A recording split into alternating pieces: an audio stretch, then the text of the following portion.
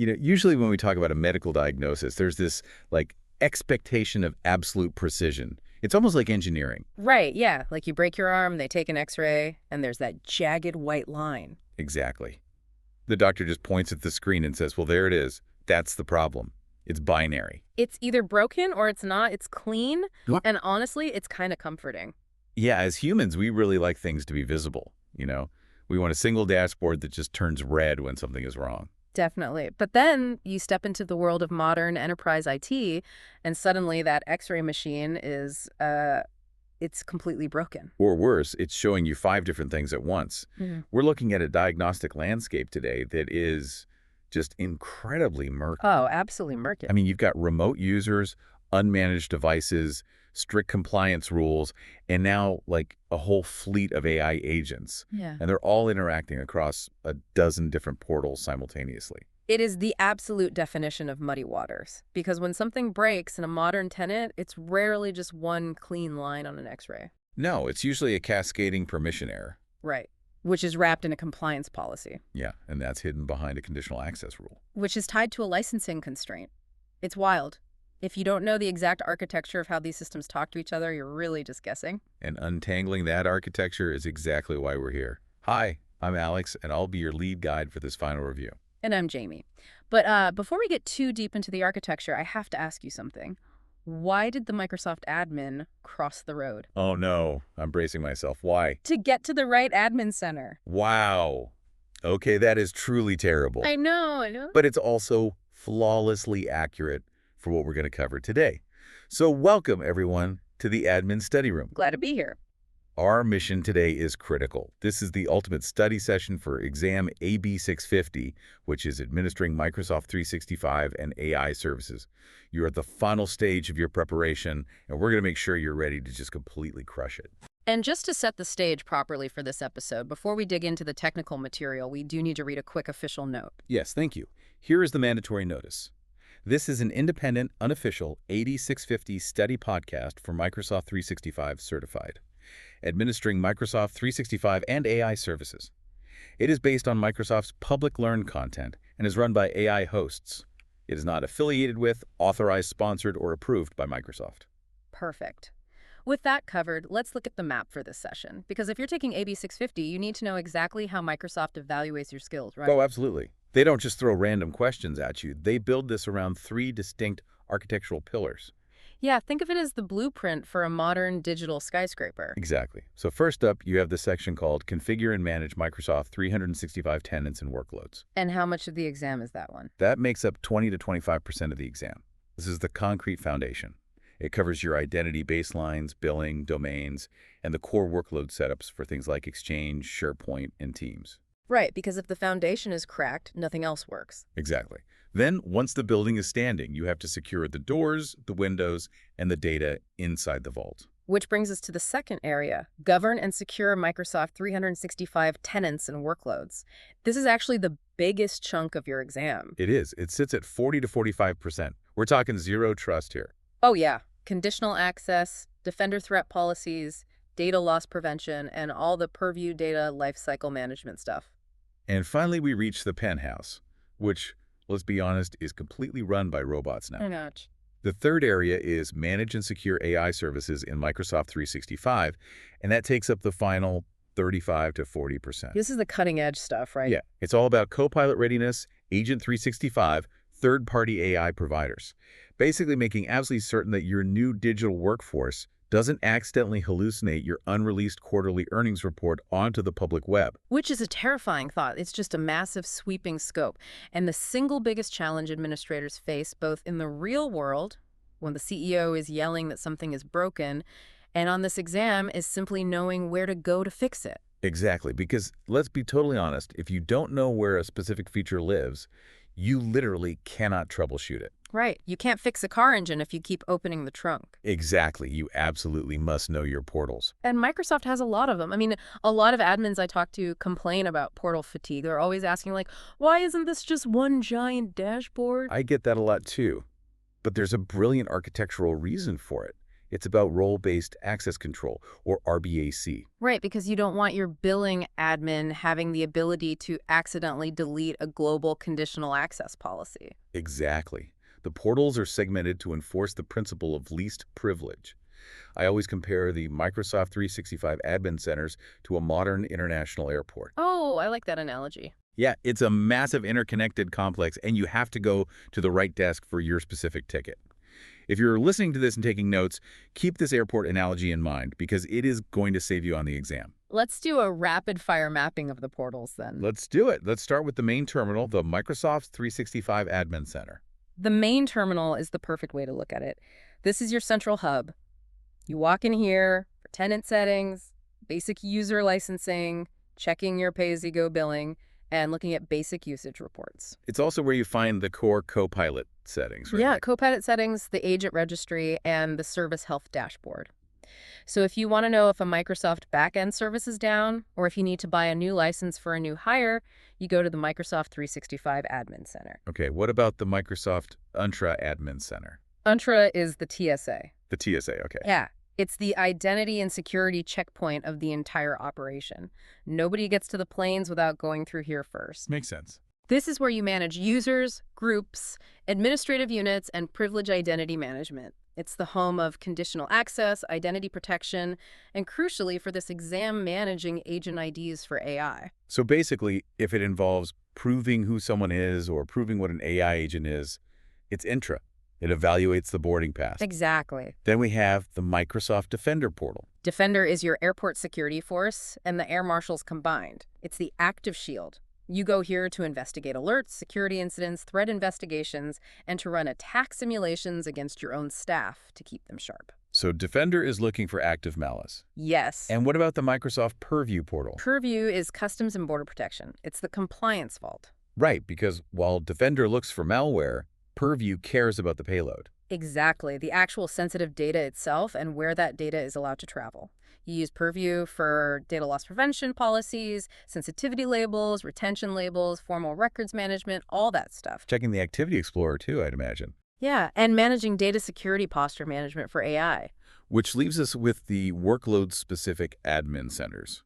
So SharePoint, Teams, Microsoft 365 apps, Power Platform. Right, these are the individual airline lounges. They have workload-specific controls that only apply to that specific environment. Okay, so SharePoint Advanced Management lives in the SharePoint Admin Center. Exactly. And Copilot meeting transcription controls live in the Teams Admin Center. Web Cert controls for Copilot. Those live in the Microsoft 365 Apps Admin Center using cloud policy. And managing Copilot Studio environments, that's the Power Platform Admin Center. Okay, let's unpack this practically because the exam is going to constantly test if you know the boundary lines between these portals. Oh, they definitely will. You've got the map, Entra for identity, the main M365 center for billing and general management, Purview for data boundaries, Defender for active threats.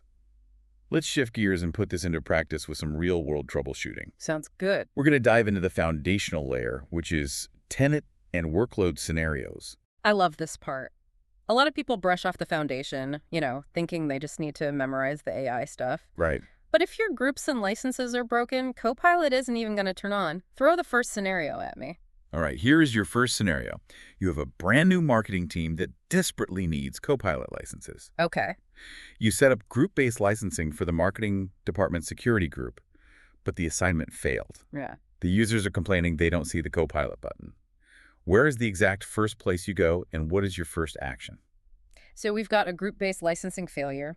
A really common reflex in the industry is to just jump into the Microsoft 365 Admin Center, find the marketing users, and assign the licenses manually so they stop complaining. All right, just quick fix it. Yeah, or maybe dig into the group type to see if it needs to be a Microsoft 365 group instead of a security group. And if you do that on the exam, you are going to lose the points. Ouch. Manual assignment doesn't fix the underlying architectural break. The absolute best answer is that you must go to the Microsoft Entra Admin Center to check for specific group licensing errors. Oh, right. Alternatively, you could verify in the Microsoft 365 Admin Center if you've actually exhausted your available Copilot license count. That makes perfect sense when you think about the engine running underneath. Group-based licensing is fundamentally a Microsoft Entra ID feature. Yes, exactly. When you attach a license to a group, it's the Entra sync engine running in the background trying to apply those licenses to the individual user tokens. Exactly. And when it fails, Entra generates a very specific error state for that group object. What kind of error state? Well, for example, maybe a user in the marketing team doesn't have a usage location set. Oh, that's a huge gotcha. It is. Due to international trade laws and regional data boundaries, Microsoft physically cannot assign a license to a user object if their usage location property is blank. Oh, wow. I didn't realize it would hard block the assignment. It does. And Entra will tell you exactly which user is missing that attribute. Or, like I mentioned, maybe you only bought 50 Copilot licenses, and HR just added 10 new people to the group. Entra will show a license-exhausted error. And we shouldn't manually assign them because the requirement explicitly stated we are using group-based licensing. Exactly. If you revert to manual assignment, you're creating a permanent management nightmare. Right, because 6 months from now, when someone leaves the marketing team, their manual license won't be reclaimed automatically. You have to fix the root cause in Entra. Spot on. Now, what if the exam tries to trick you with an option to check the SharePoint Admin Center or check Purview? Total distractors. I mean, SharePoint has zero awareness of tenant-level license assignment. Right. And Purview. Purview is customs, like we said earlier. It's for data security, not licensing. Licensing is purely a billing and identity concept. You have to keep the boundaries clear. Perfectly said. Okay, let's look at another massive foundational concept. Scenario 2. We're talking disaster recovery here. Okay, the scary stuff. Very. An organization needs ultra-fast recovery from a massive ransomware overwrite. They need absolute assurance that the recovery data cannot be altered by the malware. Do you configure a broad Purview retention policy, or do you deploy Microsoft 365 backup? Ransomware scenarios are terrifying. I know a lot of admins who lean heavily on Purview for this. Yeah, it's pretty common. Their reasoning is that a Purview retention policy inherently keeps data from being deleted or modified by users. So if the data is retained, the ransomware payload can't destroy it, so you can just recover it from the preservation hold library. It seems logical. It sounds incredibly logical, which is exactly why it's such a dangerous trap on the exam. Wait, really? Yes. The correct answer for a ransomware disaster recovery scenario is Microsoft 365 backup. Using Purview retention for ransomware recovery is like, well, it's like trying to put out a house fire with a teacup. Okay, let's break down the mechanics of why backup is the superior choice here. It comes down to storage architecture, right? Exactly. It comes down to mechanism and speed. Microsoft 365 backup uses append-only storage. Append only. Okay. Yeah. This creates non-modifiable, strict, point-in-time copies of your data at the block level. The formal definition of immutability here means the data literally cannot be altered, deleted, or overwritten by any user process. So the ransomware can't touch it. Right. Backup prevents non-dilution modifications, meaning even if ransomware encrypts the active file, it physically cannot touch or overwrite the backup state. But wait, doesn't a Purview retention policy also prevent deletion? It does, but let's talk about the second part of the requirement, which is ultra-fast recovery. Because Microsoft 365 backup keeps the backed up data within the protected service's native data boundaries, like the native Azure SQL databases and Azure blobs that power SharePoint and Exchange It, can perform rapid mass rollbacks. Like how rapid? We're talking terabytes of data restored in hours. Ah, and that's where Purview falls apart for disaster recovery. Exactly. Because if 1,000 employee mailboxes are encrypted by ransomware, a Purview retention policy might have technically saved the original items in a hidden recoverable items folder, but recovering them. It would be a nightmare. Yeah, you'd have to run e-discovery searches and manually export and import PST files across 1,000 mailboxes. It would take weeks, if not months. Your business would just grind to a halt. Microsoft 365 backup restores them seamlessly in a fraction of the time. Precisely. Now, what if one of the wrong alternatives on the exam is litigation hold? Litigation hold is a legacy messaging records management feature. It's strictly meant for legal discovery and exchange, usually for a single user who is under a lawsuit. It was never designed for bulk, tenant-wide disaster recovery or rapid ransomware rollback. Spot on. Always remember the fundamental rule of thumb here. Backup equals fast disaster recovery. Retention equals compliance and legal disposition. They are two completely different tools for two completely different jobs. Got it. Okay, let's jump into a very common, highly visible issue. Scenario 3, a service health incident. Oh, Yeah, your help desk tickets are suddenly spiking. hmm. Users are screaming that Copilot is broken and it's not returning any web search results. You need to figure out immediately if this is a global Microsoft platform outage or a local configuration issue in your environment. Mm. Where is the absolute first place you look? Well, human nature is to assume you broke something, right? Always. If Copilot web search is acting up, a lot of network admins would immediately jump into their firewall logs to see if they accidentally blocked Bing traffic.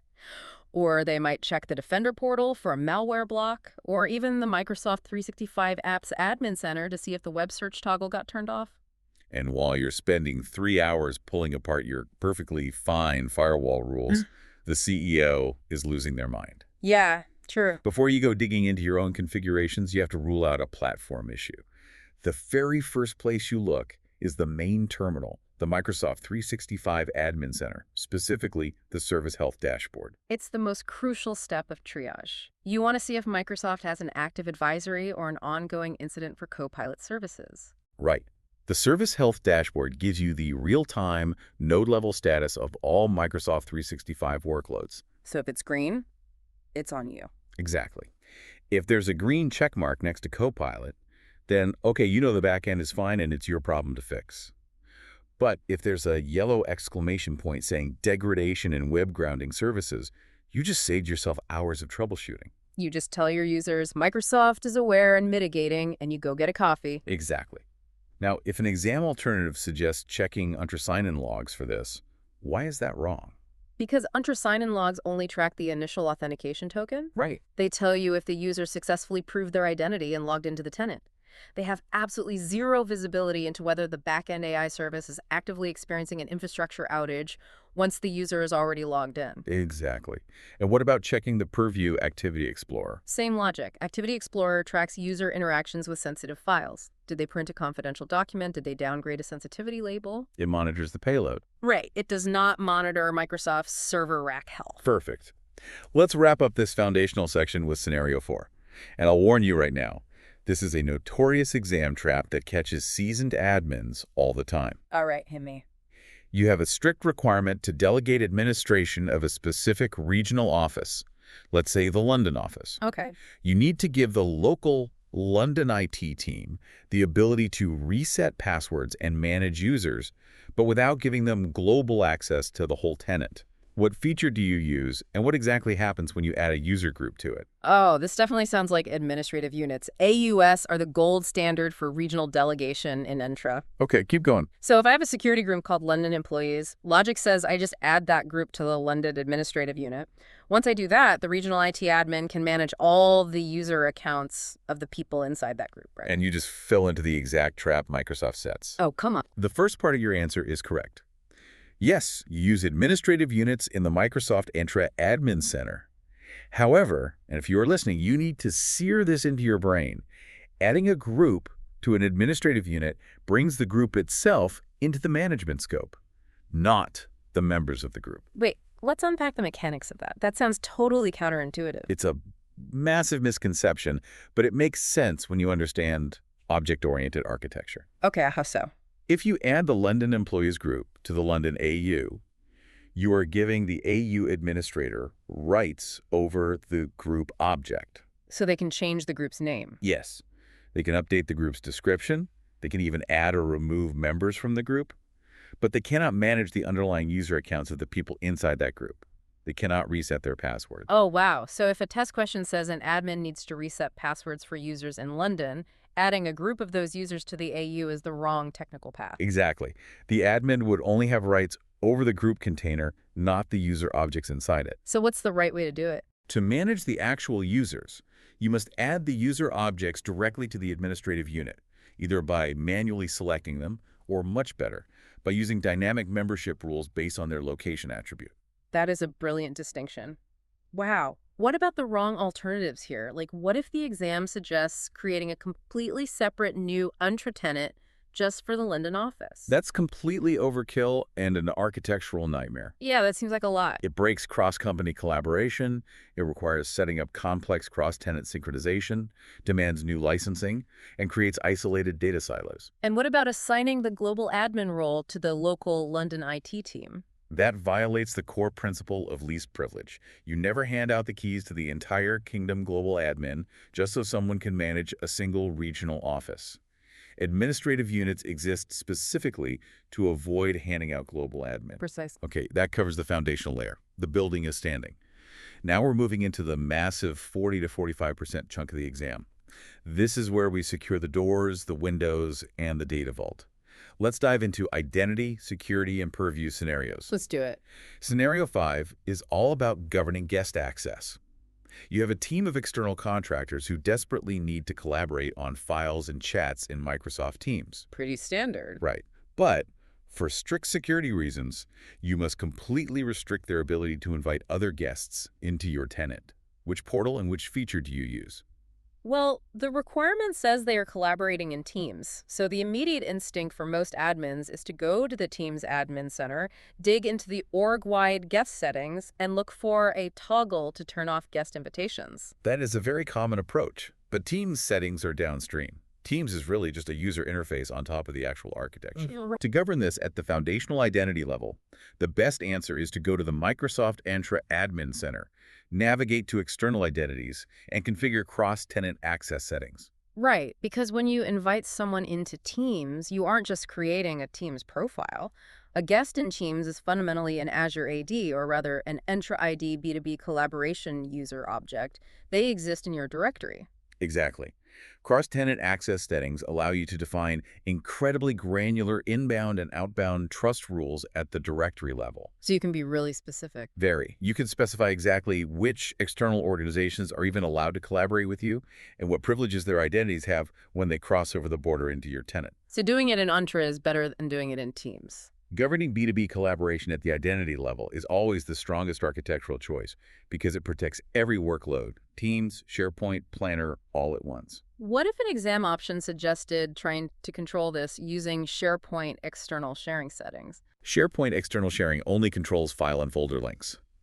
It dictates whether someone can open a specific document. It does absolutely nothing to govern the identity lifecycle or the ability of an authenticated guest user to invite other guests into the directory. Makes sense. And what if an option says to add the external contractors to the Microsoft 365 Admin Center as contacts? Contacts are just address book entries. Like in Outlook. Yeah, they're literally just names and email addresses so they show up nicely in Outlook routing. A contact is not an authenticated guest identity, so it has no login rights and therefore no permissions to restrict in the first place. You can't collaborate in Teams as a contact. You've got it. Let's move to scenario 6, privileged identity management, or PM. This is a massive topic. Oh, definitely. A user needs SharePoint administrator rights to perform some complex site upgrades, but they only need those rights for a specific 2-hour maintenance window on a Saturday night. How do you enforce this securely? The old school way of doing this, which I honestly still see constantly, is to just assign them the SharePoint admin role on Friday afternoon and set a calendar reminder for yourself to log in on Sunday morning and manually remove the role. And when you inevitably forget, or your alarm doesn't go off, or you get sick, that user retains standing administrative access indefinitely. Yep. Standing privileges are one of the biggest attack vectors in the world. If that user's account gets compromised on Tuesday, the attacker has full SharePoint admin rights. So what's the modern way? The correct modern answer is to use Entra Privileged Identity Management. You configure their role assignment as eligible rather than active. Let's talk about the mechanics of eligible access. What does that actually look like for the user? It means they walk around every day as a standard unprivileged user. If they try to open the SharePoint Admin Center on a Wednesday, they just get blocked. Okay. But on Saturday night, they go into Entra, request elevation, and perhaps even enter a ticketing system number as justification. Oh, that's smart. The system temporarily grants them the role with a maximum time bound of 2 hours. When the timer runs out, PIM automatically strips the role away. Zero standing access. No calendar reminders needed. PIM is fantastic. Now, what if someone suggested using administrative units for this? We just talked about how great AAs are. We did, but they solve different problems. Yeah. Administrative units limit where an admin can act like only managing the London office. They do not limit when an admin can act. Oh, I see. An admin scope to an AU still has standing privileges 24/7 over that AU. AUS provides scope boundary. PIM provides time-bound elevation. You often use them together, but for a 2-hour window requirement, PI is the answer. Brilliant. And what about conditional access session lifetimes? Could that work? No, that's a misunderstanding of what a session lifetime is. Conditional access session controls dictate how often a user has to re-authenticate, like forcing a browser token to expire after an hour, requiring them to log in again. So it doesn't give them admin rights. Right. It does not grant or revoke administrative role elevation. It just controls the login token. Perfectly reasoned. Let's tackle scenario 7. Self-service password reset, or SSPR. Your IT help desk is completely overwhelmed with users forgetting their passwords after long weekends. Sounds like every Monday morning ever. Exactly. You need to enable users to unlock their own accounts, but it has to be highly secure. Where do you configure this? Well, passwords are user property, so I'd probably look in the Microsoft 365 Admin Center under the Active Users tab. There has to be a setting there for password management. As an admin, you can manually trigger a password reset for a single user there. But to configure the automated self-service engine for the whole company, you must go to the TSA, the Microsoft Entra Admin Center. Right, the identity hub. You go to Authentication Methods, then Password Reset. And crucially for the exam, you have to ensure it requires MFA registration. Users must be able to securely prove who they are, maybe with a text message and the Authenticator app, before the system lets them reset the password. Right, because if you just turn SSPR on without strong authentication gates, an attacker who guesses a user's email address could just hit reset password, route it to themselves, and take over the account. Exactly. What if an exam option points to Entra ID protection? Entra ID protection is a brilliant machine learning tool. It detects user risk and sign-in risk, like impossible travel, where a user logs in from New York and then 10 minutes later from Tokyo, or now. It detects if their credentials were leaked on the dark web. So it spots the bad guys. Yeah, and you can configure ID protection to automatically force a password reset if high risk is detected. But ID protection itself does not provide the underlying SSPR interface, nor does it configure the phone or email methods users are allowed to use to reset. So you need SSPR first. Yes, you still fundamentally need SSPR configured first. ID protection just pulls the trigger. And obviously the Defender portal would be wrong here because Defender focuses on endpoint device threats, email phishing, and attack simulation. It doesn't manage the directory identity lifecycle. Exactly. Now let's raise the stakes with scenario 8. This is where human architecture meets machine architecture. Okay, ready? You have a strict zero trust requirement. You must enforce MFA for all human users.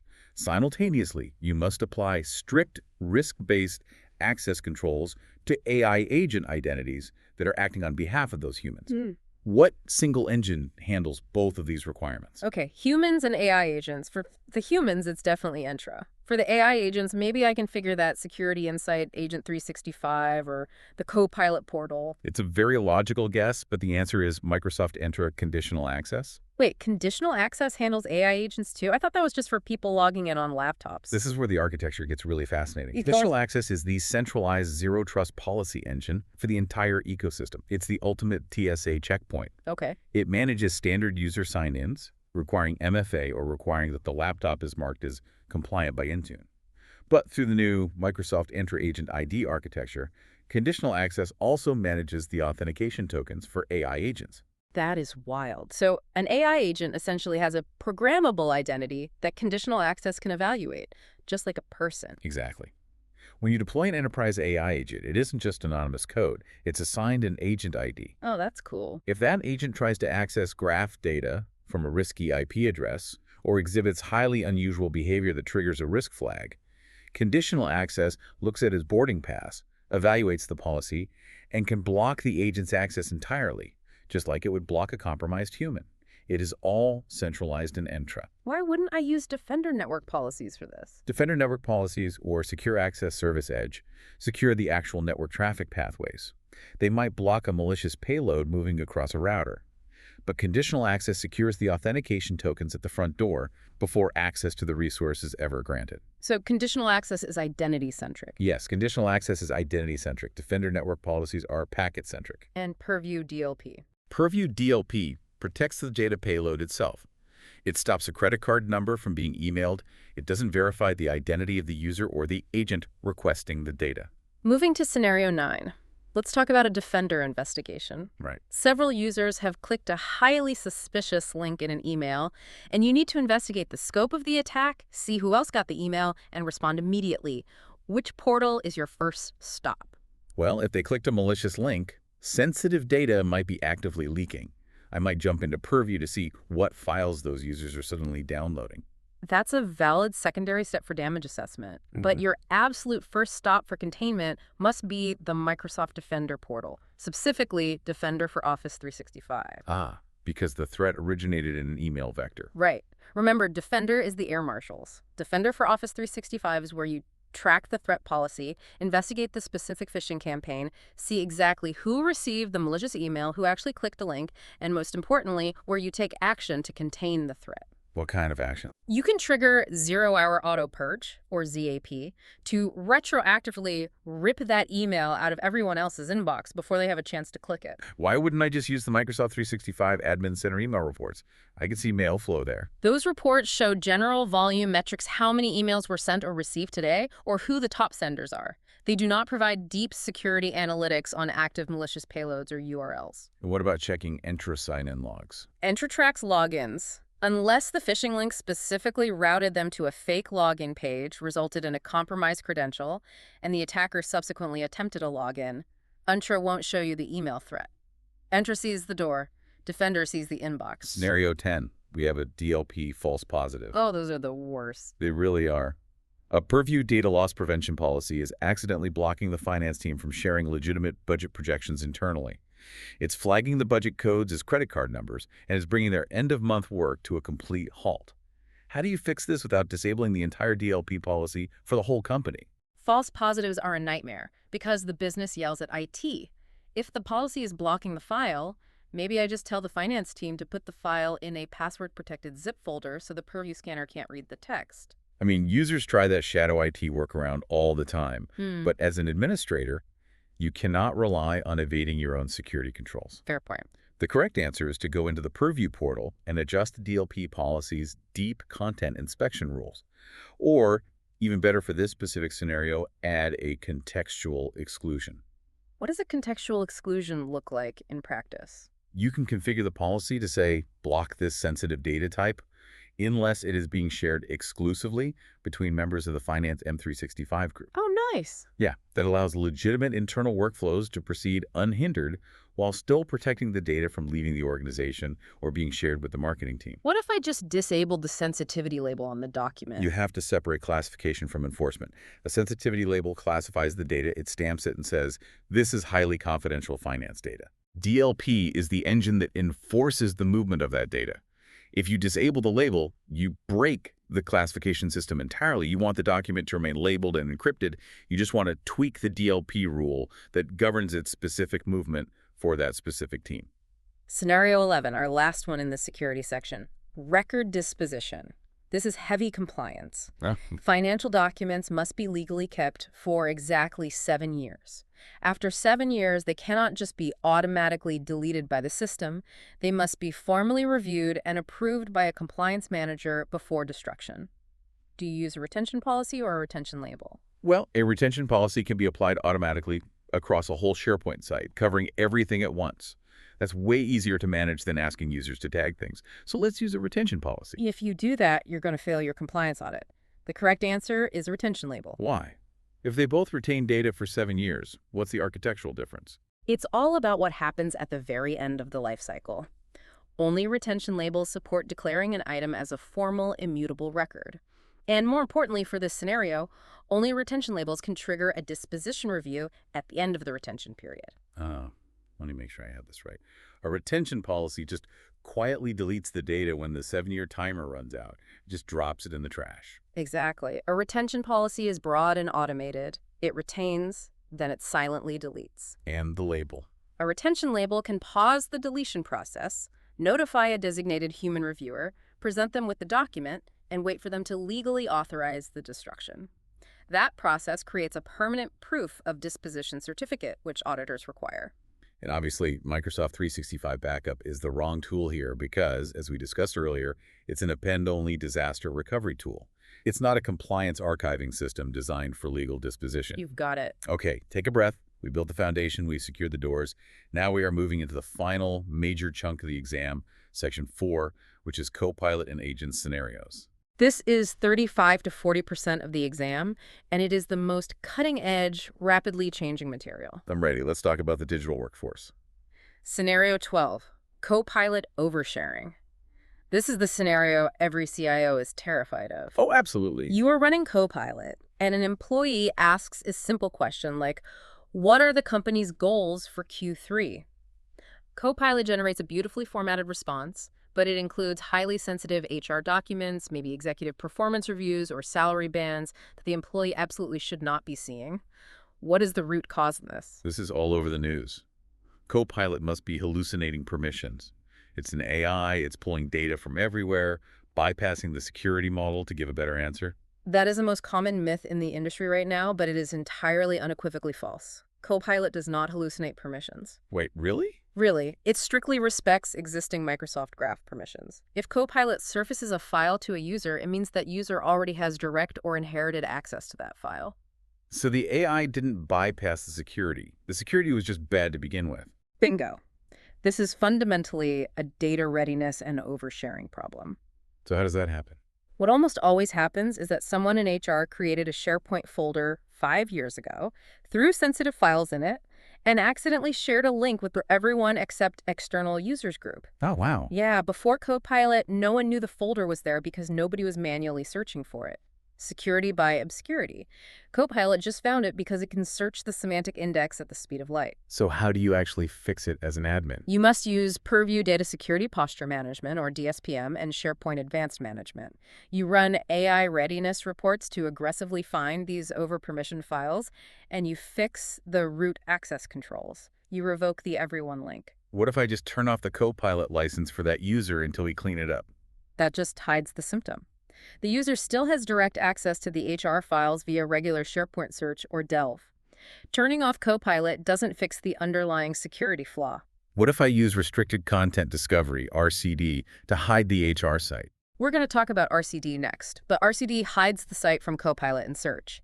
However, if the user bookmark the direct link to the document, they still have access to open it.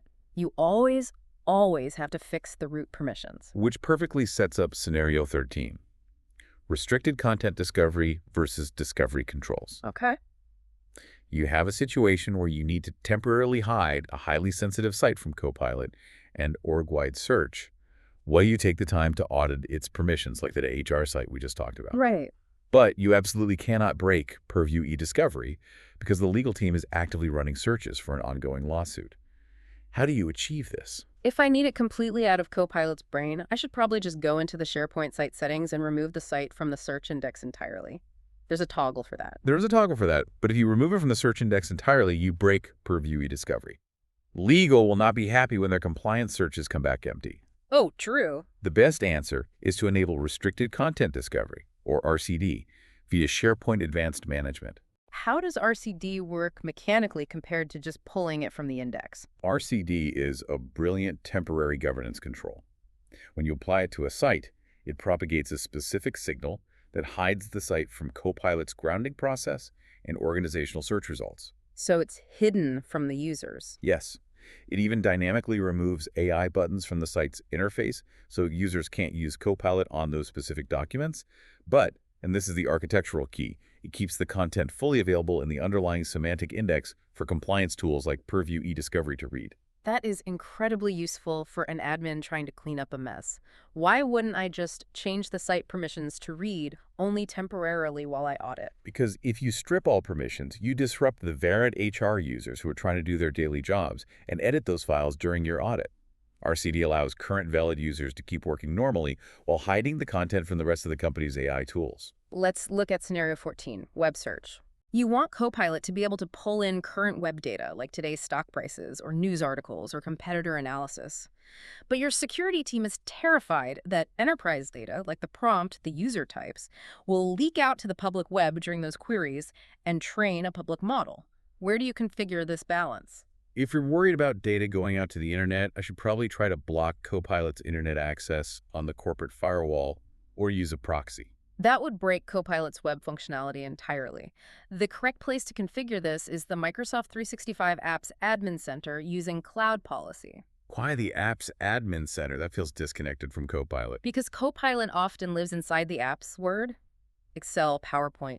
You use Cloud Policy to manage the web search toggle for Copilot. Ah, I see. When web search is enabled through these official channels, Copilot handles web queries securely. It mathematically separates the enterprise data from the search query before sending it to the Bing API, ensuring enterprise data protection is maintained and absolutely nothing is used to train public Microsoft models. What about using Defender for cloud apps? Defender for Cloud Apps is a cloud access security broker. It monitors SaaS applications. It can tell you if users are bypassing your security by going to unsanctioned third-party AI tools like public ChatGPT, but it does not configure the internal web grounding behavior of your sanctioned Microsoft 365 Copilot. Let's tackle scenario 15, connector versus plugin. The terminology here trips up everyone. Definitely. You have a requirement where Copilot needs to read data from a third-party ticketing system, let's say ServiceNow, so it can summarize a user's past IT issues in a chat. Do you deploy a connector or a plugin? Well, a plugin sounds like it physically plugs into the data system to pull the information, so I'll guess plugin. It's a great guess based on the English language, but architecturally you have it backwards. The answer is a connector. What is the defining technical difference? So think of it as knowledge versus skills. Connectors ingest external knowledge into Microsoft Graph. They pull data in, index it, and make it part of the semantic index so Copilot can read it alongside your internal emails and documents. And plugins. Plugins, or extensibility, provide skills. They allow Copilot to take action in the external system. So if I just want Copilot to read a ticket, it's a connector. If I want Copilot to create a brand new ticket or close an existing one based on my chat prompt, that requires a plugin because it needs to execute a transactional API call. Exactly. Read equals connector. Act equals plugin. Now, what if an option suggested using Agent 365 for this? Agent 365 is the portal that manages the lifecycle, publishing, and security of custom agents. It isn't the underlying protocol mechanism for ingesting raw data into the graph. Spot on. Scenario 16, third-party AI provider governance. Users are bypassing Copilot because they like a shiny new third-party AI app. Happens all the time. Right. They're trying to connect this app directly to their Microsoft 365 data so it can read their emails. You need to govern this immediately. Where do you manage it? Block the URL in Defender. Stop them at the network layer. You could do that for the web interface, but the deeper native integration point is the Microsoft 365 Admin Center under Integrated Apps, which now houses the Copilot control system. Why integrated apps? Because third-party AI providers often use OAuth apps to request deep API access to M365 data. The user gets a pop-up saying, "This app wants to read your mail. Click Allow." That's terrifying. It is. In integrated apps, you can review these OAuth consent requests, approve them if they are safe, govern their scopes, or explicitly block these third-party AI providers across the entire tenant so users can't grant consent. And the Power Platform Admin Center would be wrong here because that manages your own custom low-code Power Apps and Copilot Studio environments, not third-party SaaS integrations asking for graph permissions. Correct. Scenario 17 brings us deep into the new frontier Agent 365. Specifically, ownerless agents. Okay. A developer in your company created a highly successful Copilot Studio agent that half the company relies on to answer HR policy questions. Then that developer quits and leaves the company. The agent needs a new sponsor for compliance governance. How do you find and fix this? Honestly, I'd probably wait for someone to complain that it broke when the developer's account got disabled. That's reactive. We need proactive governance. The best answer is to use Agent 365 in the Microsoft 365 Admin Center. What exactly does Agent 365 do for this scenario? Microsoft introduced a crucial distinction between a developer and a sponsor. The person who writes the code is the developer. But enterprise AI requires a sponsor, a business leader, who is legally and ethically accountable for what the agent does. So they own the risk. Yes, you use the Agent 365 registry to actively monitor for ownerless or sponsorless agents and formally reassign sponsorship to an active employee. What if I just delete the former developer's Entra ID user account? Deleting the user orphans the agent. The agent's code will still exist, but it will be flying blind without a sponsor, violating your governance policies. You must manage the agent lifecycle directly in Agent 365. Scenario 18. Publish versus install. Okay. A developer finishes building a line of business agent. It works perfectly. It needs to be made available to the whole company. What is the administrative action required? Can't the developer just email everyone a link to the agent and tell them to install it? If they do that, your security architecture is broken. The admin must publish the agent in the Microsoft 365 Admin Center first. What is the architectural difference between publishing and installing? Publishing is an administrative tenant-level action.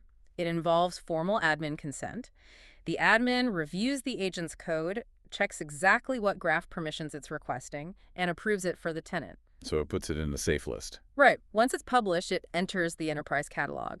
Only then can end users securely install it from the catalog to their own local Copilot clients. So if I try to script an install for everyone via PowerShell, I'm bypassing the entire security review and consent pipeline. Exactly. And you can't just upload an agent to a SharePoint document library either, because agents aren't static files. They are integrated applications with active identities. Scenario 19. Disable versus delete. An AI agent you deployed is suddenly acting erratically. It's generating weird, incorrect responses. You need to stop it immediately while you investigate, but you spent 3 weeks configuring its complex logic, and you do not want to lose its configuration blueprint. What is the fastest, safest action? Delete the agent. Burn it down before it causes damage. No. If you delete it, you destroy the configuration, the prompts, the routing logic, everything. You'd require a full rebuild from scratch. The best answer is to go into Entra ID and disable the agent identity. Because, tying it back to earlier, agents have Entra IDs. Yes, every approved agent uses an Entra agent ID to authenticate to the graph. If you disable that specific identity in Entra, you cut off its access immediately. So it's basically hitting pause. Exactly. The agent stops working, but the underlying identity blueprint and the Copilot Studio code remain perfectly intact for when you figure out the bug. That is so much safer than removing the sponsor, because an agent without a sponsor might still technically run. It just becomes a governance violation. Disabling the identity turns off the faucet. Exactly. Scenario 20, Agent 365 compliance gap. Okay. You deploy a new HR AI agent. You need to ensure it is not leaking employees' social security numbers and its chat responses. How does Agent 365 handle this natively? Agent 365 is a new product, so it must have its own built-in standalone DLP engine just for agents. Trick question. It doesn't have a standalone engine. Agent 365 relies entirely on the mature Purview ecosystem. It integrates natively. Oh, that makes sense. You use Purview's Data Security Posture Management, or DSPM, and your existing standard Purview DLP policies to audit agent activity and enforce data protection. So the exact same Purview DLP rule that stops a human from emailing a social security number will automatically stop an AI agent from generating one in a chat. Yes, because Purview performs deep content inspection on the data payload itself, regardless of whether a human token or an agent token is handling it. Defender secures the network, Conditional Access checks the login, but Purview inspects the actual data. Final scenario number 21, unexpected AI cost growth. The dreaded bill. Yeah, the CFO calls you. Your monthly bill has spiked dramatically due to pay-as-you-go AI services. Where do you go to monitor adoption versus cost? Maybe the Entra Admin Center, since it handles licenses. Entra handles the identity assignment of the license, but it doesn't handle the money. For the hard financial costs, you go to the main terminal of the Microsoft 365 Admin Center under Billing. And for adoption. To monitor adoption, to see if the 500 people who have licenses are actually generating business value and using them, you use the Copilot control system and the detailed usage reports. Right, because if you're paying for 500 licenses, but the Copilot control system shows only 50 users are actively prompting the AI, you are burning money. Exactly. Service Health shows uptime, not costs. And Activity Explorer shows file movement, not billing metrics. Exactly. You survived the scenario. Barely. Now we are moving into the final stretch. Section 5. Rapid review and common traps. The exam loves to test you on the nuance between two very similar sounding concepts. I'm going to throw them at you and want you to give me the crisp distinction. Ready? Let's do it. Lightning round. License versus availability. Just because you assign a license in Entra doesn't mean the feature is instantly available in the user's client. There's always a propagation time, sometimes up to 24 hours for complex back-end AI services to provision. Perfect. Backup versus retention. Backup is for fast disaster recovery. It uses append-only, non-modifiable storage to roll back from ransomware. Retention is for compliance, legal holds, and formal disposition reviews. Policy versus label in Purview. A policy is broad and automatic. It covers a whole site or workload.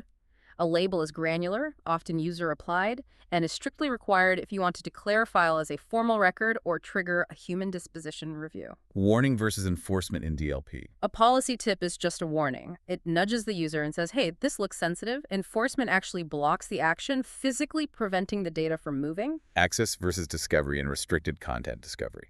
RCD hides the content from organizational search and Copilot, meaning it's not discovered. But it does not remove access. If a user has the direct link bookmarked, they can still open the file. Connector versus plugin. Connector means read. It ingests external knowledge into the graph. Plugin means act. It allows Copilot to execute a transactional skill in an external system. Agent versus identity. The agent is the application or the code itself. The identity is the Entra agent ID it uses to present its boarding pass and authenticate to Microsoft 365. Owner versus sponsor. An owner or developer writes them out. A sponsor takes formal business governance responsibility for the agent in the Agent 365 registry. Publish versus install. Admins publish. It means they consent and approve the agent for the whole tenant catalog. Users install. They add the published agent from the catalog to their specific Copilot client. Disable versus delete. Disable pauses access by turning off the Entra identity, preserving the code and configuration. Delete destroys the identity blueprint entirely, requiring a rebuild. Brilliant. You absolutely nailed the rapid review. It's all about knowing the exact mechanism behind the buzzword. If you know how the engine works, you can't be tricked. Exactly. And that brings us to the end of our final review session. But before we sign off, I want to leave you with a provocative thought. Oh, I'm intrigued. Throughout this whole session, we've talked about managing users, mailboxes, and SharePoint sites. The classic IT admin job. But look at where we ended up. With Agent 365 and Entra agent IDs, you are no longer just managing a human workforce. That is a wild realization when you really sit with it. It is. You are now actively managing a digital workforce of AI entities. These software agents need the exact same level of identity, security, compliance, and governance as your human employees. So the question you have to ask yourself as you head into this exam and into your future career is this: how will your zero-trust architecture adapt to a world where half of your users are actually software? It completely changes the definition of identity management. It's not just about people anymore. It really does. And with that, we have to read our final notice. This episode is a study aid, not official exam guidance. Always verify important details against the latest Microsoft documentation. Best of luck on exam AB-650. You've got this. Thanks for joining us in the admin study room. Keep your portals straight, mind your permissions, remember the airport, and we'll see you on the other side of the certification.